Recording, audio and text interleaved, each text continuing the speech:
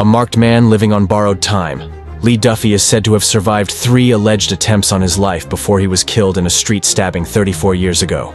The ex-boxer and bouncer was shot on 2 separate occasions and once had petrol poured over him. But in August 1991, Duffy's life came to a violent end when he was stabbed during a brutal street brawl in Martin Road, Middlesbrough, aged just 26. It was at the hands of a man who he once called a friend that Duffy lost his life. David Allison and Duffy had exchanged words at a blues party in the Afro-Caribbean Center. Witnesses said Duffy had poisoned the atmosphere at the event by ordering everyone out of his way. The 2 men walked out to the car park where a huge crowd gathered to watch Allison and bare-chested amateur boxer Duffy scrap. Duffy was getting the better of Allison, who was having his head banged into the ground. Onlookers said Allison, who was armed with a knuckle duster, was being beaten by Duffy fair and square, and the notorious Hardman was doing quite a bit of damage. Then, in a deadly twist, a friend of Allison's passed him a knife which he plunged into Duffy's side, underneath his left arm. The 26-year-old collapsed in the middle of the road, calling for help. He was rushed to Middlesbrough's General Hospital.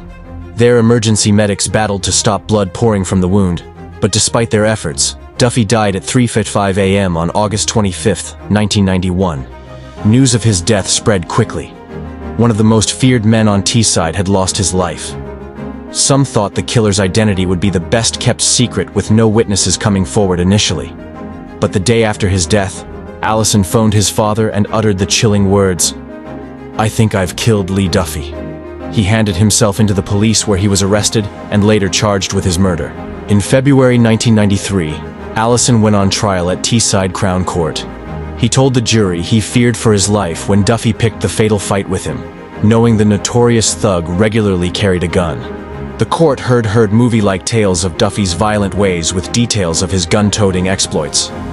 Duffy had played Russian roulette with a loaded revolver, declaring himself invincible.